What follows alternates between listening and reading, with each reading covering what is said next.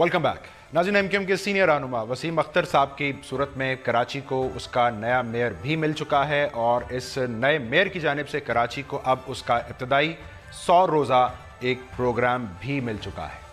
लेकिन नाज़रीन, ये मेयर कराची कितना बाइख्तियार है और इन 100 दिनों में कराची कितना बदल जाएगा, अब ये सवाल अपनी जगह बदस्तूर मौजूद है। मेयर कराची कहते हैं कि उनके पास, बल्दियाती हुकूमत के पास तो कचरा उठाने तक के इख्तियारात नहीं हैं। वज़ीर आला सिंध की दानिश में ये इख्तियारात का रोना गैर ज़रूरी है और आवाम की खिदमत और काम करने के लिए बहुत इख्तियारात हैं।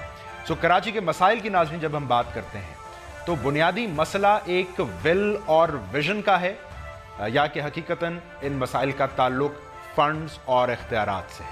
इसी पर प्रोग्राम के इस हिस्से में हम बात करेंगे।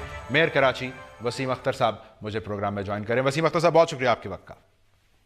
वसीम साहब, इख्तियारात नहीं, फंड्स नहीं, आपने उसके बावजूद एक 100 रोज़ा कराची के प्रोग्राम का आगाज़ किया। आपने कहा यूसीज में स्कूल, क्लिनिक और पार्क्स बनेंगे। अब हमारी तमाम तर नेक तमन्नाएं आपके साथ, लेकिन हमें ज़रा समझाइए, ये एक ओवर एम्बिशियस प्लान है आपकी जानिब से या जो ज़रूरी फंड्स हैं, जो हिकमत अमली है, इख्तियारात हैं, वो हैं आपके पास इनके लिए? अच्छा सवाल किया आपने। ओवर एम्बिशियस नहीं है प्लान। उसकी वजह यह है कि 8.5 सालों में जो कराची का हशर हुआ है वो सबके सामने है। मैं डिटेल्स में नहीं जाता। जो शक्ल बन चुकी है कराची की हर हवाले से, सीवरेज, कचरा, सड़कें, ट्रांसपोर्ट खंडरात में तकरीबन तब्दील हो चुका है। इलेक्शन जीतने के बाद, मेयर का ओथ उठाने के बाद, हम और हमारी जो डिस्ट्रिक्ट्स में चेयरमैन, वाइस चेयरमैन और काउंसलर्स हैं, वो जब इलेक्ट होके आ गए और वो भी सुप्रीम कोर्ट ने ज़बरदस्ती इलेक्शन कराए तो इलेक्शन हुए लोकल गवर्नमेंट के, और वो वजूद में आ गई। अब हम हाथ पे हाथ रख के तो नहीं बैठ सकते थे। सबको पता है कि जो आर्टिकल 140A है उसके मुताबिक लोकल गवर्नमेंट को एम्पावर करना चाहिए था, वो नहीं हुआ। वो वायलेशन है 140A की जो आर्टिकल है आइन का। उससे आगे चलते हैं। अगर हाथ पे हाथ रख के बैठ जाऊं मैं भी कि इख्तियारात वाकई में हैं तो नहीं, मगर जितने भी इख्तियारात हैं उनको इस्तेमाल करते हुए कुछ ना कुछ तो करना है। जब 100 डेज का प्लान देता है कोई भी मेयर हो या चीफ मिनिस्टर हो या कोई भी मिनिस्टर हो फेडरल या सूबे का, कि मेरे 100 डे के प्लान जो है वो ये हैं, मैं इस तरह से अपनी मिनिस्ट्री या अपने सूबे को चलाऊंगा, तो वो उस वक्त कहता है जब उसके पास financial powers, administrative powers, political powers होते हैं। तो वो कहता हुआ अच्छा भी लगता है और उस पर सवालात भी आ सकते हैं, उसको क्रिटिसाइज भी किया जा सकता है। लोग एक्सपेक्ट भी करते हैं कि इसने जब कहा है 100 डेज तो कुछ ना कुछ करेगा, जब सारे पावर्स हों। 8.5 साल सिंध गवर्नमेंट के पास सारे पावर्स थे, आज भी वो पावर्स हैं। सिंध गवर्नमेंट ने डिलीवर नहीं किया, सफर कराची के लोग कर रहे हैं। तो मैं इलेक्ट होने के बाद मैंने ये प्लान दिया है, मगर अपनी हदूद में रहते हुए, जितने वसाइल हैं मेरे पास, जितने इख्तियारात हैं, जो कर सकूंगा करूंगा। कराची के अवाम को कुछ ना कुछ तो दिया जाए। कराची के अवाम आज पार्क, स्कूल, मैं कंप्लीट कर लूं तो फिर बीच में खत्म, बेकार हो जाएगी बात सारी। मैं कराची की अवाम एक्सपेक्ट कर रही है कि उसके लिए जिस हालत में गुजार रही है वो जिंदगी कराची की अवाम, उससे कुछ बेहतरी आ जाए। उसमें कूड़े का ढेर बना हुआ है। अब अवाम नौकरियां नहीं मांग रही, कोई और फैसिलिटी नहीं मांग रही हुकूमत से। वो कहती है कि कचरा हटा दो, खुदा का वास्ता है, सड़कें ठीक कर दो, मोटरेबल कर दो, ताकि हमारी गाड़ियां टूटे ना, हमारी मोटरसाइकिलें टूटे ना, हम अपने ऑफिस दफ्तर आ जा सकें, बिजनेस पे आ जा सकें, और कचरे का ढेर खत्म कर दो। अब ये वो रह गई है अवाम की रिक्वेस्ट। तो ये देखते हुए मैंने ये 100 डेज प्लान दिया है। इसमें मैं आपसे भी चाहूंगा, मीडिया से भी चाहूंगा कि मेरे वसाइल आप जानते हो, मेरे इख्तियारात भी जानते हो, उसमें रहते हुए ये 100 डेज प्लान दिए हैं मैंने। मेरी बैशिंग ना की जाए, मुझे क्रिटिसाइज ना किया जाए। हाँ, मैं अगर कुछ नहीं कर रहा तो आपका फर्ज बनता है, हक बनता है क्रिटिसाइज करने का, मगर लिमिटेड इख्तियार के साथ। मेरा जो इख्तियारात है वो महदूद है, मगर मेरा जज्बा लामहदूद है।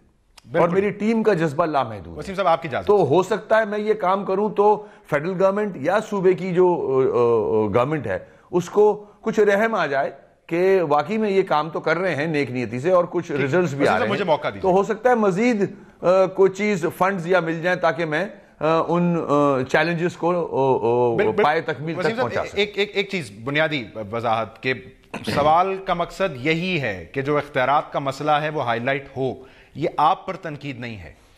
कचरे का आपने हवाला दिया, एक तो हमारी रहनुमाई फरमाएं जो लोकल गवर्नमेंट एक्ट है मौजूदा, ये कचरा किसका डोमेन है? नंबर एक, आप फारूक सत्तार साहब झाड़ू उठाकर हमें प्रोग्राम का आगाज करते नजर आए, बहुत नेक जज्बा, काबिल तारीफ जज्बा, लेकिन सर इससे कचरे का मसला हल होगा? नहीं, झाड़ू से कचरे का मसला हल नहीं होता है। देखें, अब हमने जब अपना प्लान को किक ऑफ करना था, हमने स्टार्ट करना था, तो उसका एक तरीका होता है, आप भी जानते हो, कि हम बताते हैं अवाम को कि हम खुद सड़क पे आ गए हैं, झाड़ू लेके आ गए हैं। अगर हमें झाड़ू लेके खुद भी करना पड़ेगा तो हम करेंगे। ये जज्बा हमने शो किया है अवाम को। डोमेन की जहां तक बात है, डोमेन ये पूरी दुनिया में डोमेन लोकल गवर्नमेंट का होता है, पाकिस्तान में भी लोकल गवर्नमेंट का था, मगर अफसोस सिंध गवर्नमेंट ने एक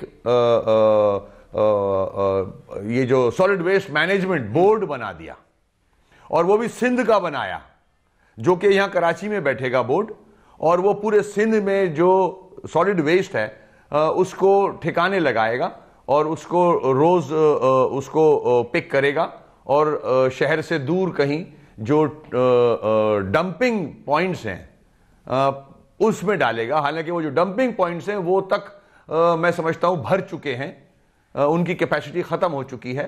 वो मजीद और 5 से 10 साल के बाद वहां गुंजाइश नहीं रहेगी। उसके लिए तक आज भी उन्होंने कोई डंपिंग जो पॉइंट्स होते हैं, स्टेशंस होते हैं, वो नहीं बनाए। तो काम ये लोकल गवर्नमेंट का है, मगर 8 सालों में सिंध गवर्नमेंट ने कुछ नहीं किया। आज भी वो बोर्ड जो है वो फाल नहीं है। 2 डिस्ट्रिक्ट इन्होंने आउटसोर्स किए हैं एक चाइनीज कंपनी को, वो भी जो चाइनीज कंपनी के जिम्मे काम है वो आपके डोर स्टेप से कचरा उठा के एक जो साइट होता है डंपिंग का, उसमें गार्बेज डंपिंग साइट जिसे कहते हैं, उधर जो स्टेशंस होते हैं वहां पहुंचा देंगे। उसके बाद वो कचरा कहां जाएगा किसी को नहीं पता। तो ये एक टेम्परेरी उन्होंने सोल्यूशन निकाला है जो मेरी नजर में इतना फाल नहीं है, लॉन्ग टर्म हल नहीं है आपकी दानिश मैं में। समझता हूं आगे चल के उसमें प्रॉब्लम्स आएंगी। आप जो नुकता उठा रहे हैं कि जो सस्टेनेबिलिटी नहीं है उसके अंदर, डिस्पोजल तो ऑफ अगर गार्बेज ये वो एड्रेस पावर्स नहीं हो रही लोकल गवर्नमेंट के पास होते तो हम डिलीवर कर सकते। मैं एक ब्रेक ले लूं, मगर अफसोस वसीम साहब मैं आपकी इजाजत, एक ब्रेक ले लूं। तो फिर सीएम सिंध क्यों कह रहे हैं नाजरीन कि काम और खिदमत के लिए बहुत इख्तियारात हैं मेयर के पास, ये गैर जरूरी रोना है जो रोया जा रहा है? वसीम साहब से पूछते हैं इस ब्रेक के बाद।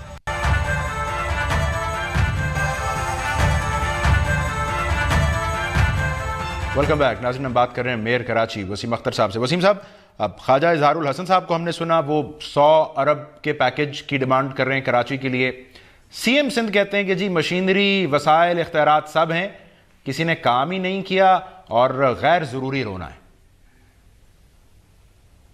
नहीं, मैं इससे एग्री नहीं करूंगा। केएमसी के जो पास जिम्मेदारियां हैं बिल्कुल हैं, जो डिस्ट्रिक्ट्स हैं उनके पास भी जिम्मेदारियां हैं, मगर देखें, पहली बात तो यह है कि नेशनल असेंबली के जो मेंबर्स हैं और प्रोविंशियल असेंबली के जो मेंबर्स हैं उनका काम म्युनिसिपल सर्विसेज प्रोवाइड करना नहीं है, उनका काम वाटर बोर्ड को फाल करना नहीं है, उनका काम सड़कें बनाना नहीं है। एमपीएस का काम है टू मेक लेजिस्लेशंस, पॉलिसीज बनाएं। एमपीए सड़क पे खड़ा होकर सड़कें नहीं बनवाता है पूरी दुनिया में, ना एमएनए बनवाता है, वो कानून साजी करते हैं। ये लोकल गवर्नमेंट का काम होता है कि सीवरेज का निजाम ठीक करना, मगर अफसोस के ये पावर्स उठा के वापस इलेक्टेड एमपीएस को दे दिए गए हैं, मिनिस्टर्स को सौंप दिए गए हैं, लोकल गवर्नमेंट का जो मिनिस्टर है उसको दे दिए गए हैं। ये काम उनका नहीं है। अब आ जाता है कि केएमसी के पास पावर्स कितने हैं। देखें, जो असल काम है लोकल गवर्नमेंट का, जो प्रायोरिटीज हैं, खासतौर पर कराची शहर की, कचरे की सफाई, सीवरेज का निज़ाम, पानी की तरसील, ये इश्यूज हैं, सड़कें ठीक होना, ट्रांसपोर्ट बेहतर होना, ये काम है उसके मास्टर प्लान, ये काम है लोकल गवर्नमेंट का। अगर ये काम आप सिंध गवर्नमेंट के किसी मिनिस्टर को दे देंगे, और अगर वो मिनिस्टर काम कर रहा होता, जो कि 8 साल में शक्ल बिगाड़ दी गई है, तो मैं मानता ओके नो प्रॉब्लम, मैं अपना काम करता रहूंगा। ये अच्छे काम कर रहे हैं, सूबे सिंध के जो वजीर हैं, लोकल गवर्नमेंट के जो महकमे इन्होंने अपने पास ले लिए हैं और ये काम कर रहे हैं, तो भी मैं खामोश रहता। वो भी तो नहीं कर रहे काम, जिनके पास महकमे हैं वो भी डिलीवर। वसीम साहब, मुझे फिर एक सवाल का मौका उजाड़ दिया है सब। वसीम साहब, मुझे एक सवाल का फिर मौका दीजिए। जज्बा जरूरी है, आप इत्तेफाक करेंगे, सिर्फ जज्बा काफी नहीं है। आपने फरमाया था हम हलफ उठा लें, इख्तियारात भी ले लेंगे। तो सुप्रीम कोर्ट के कहने पे बल्दियाती इंतखाबात हो सकते हैं, तो सुप्रीम कोर्ट से फिर कह के इख्तियारात भी लिए जा सकते हैं, या कोई और हिकमत अमली है आपके पास? देखें, मैं अभी कोशिश कर रहा हूं। सीएम साहब बहुत अच्छे आदमी हैं, समझदार आदमी हैं, कराची का दर्द रखते हैं, सिंध का दर्द रखते हैं, उनकी जिम्मेदारी भी है। He is custodian of this local government and province of Sindh. तो मैं भी यहीं पैदा हुआ हूं, मैं नहीं चाहता किसी चीज की में कन्फ्रंटेशन हो। आज जो कराची के लोग चाह रहे हैं हम मिलके उनके मसाइल हल कर दें।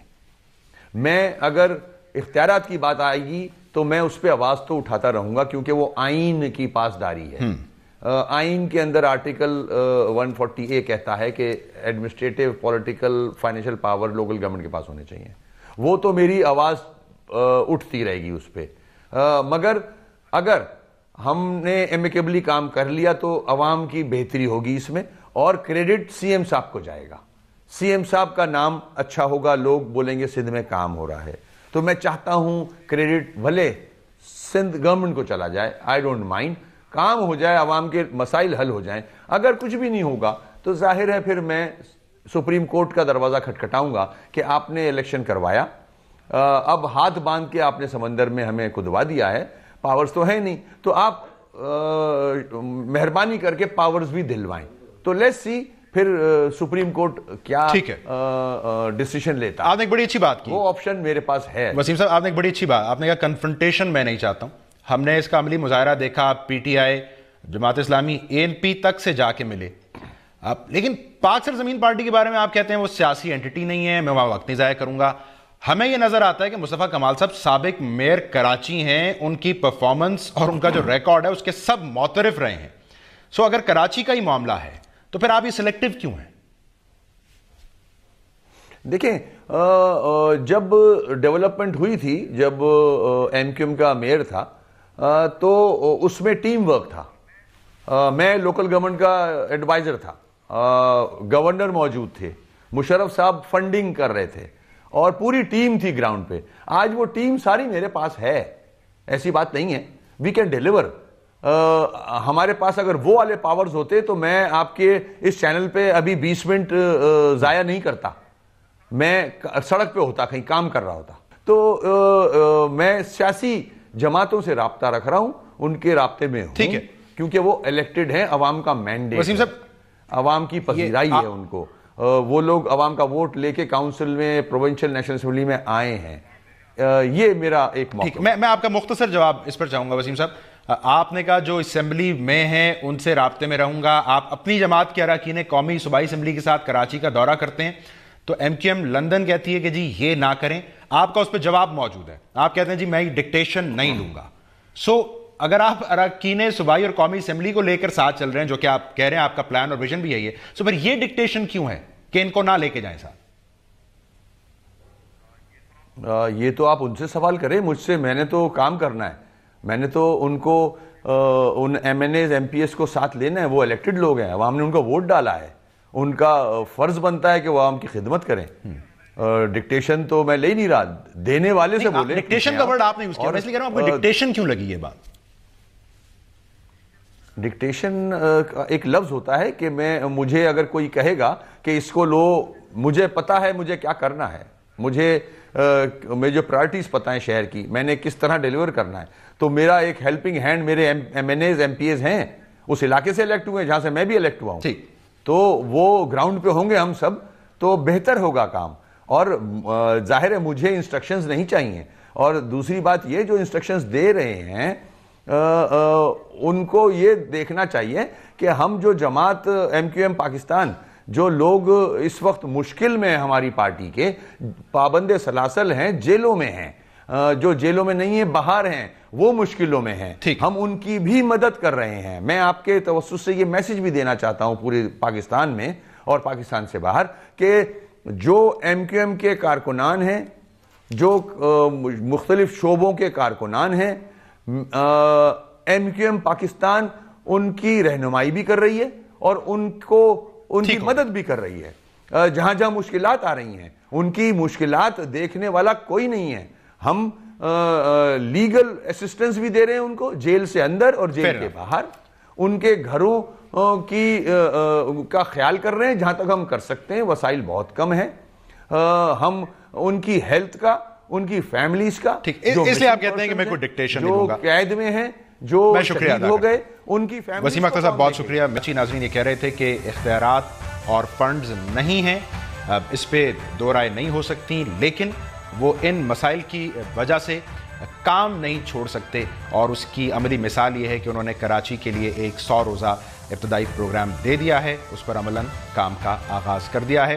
बहरहाल कराची पाकिस्तान का सबसे बड़ा शहर, उसका मसाइल हल होने चाहिए, और उसके लिए जो भी कोशिश करेगा हमारी नेक तमन्नाएं उसके साथ। आज के प्रोग्राम से नाज़रीन इतना ही। प्रोग्राम देखने का बहुत शुक्रिया।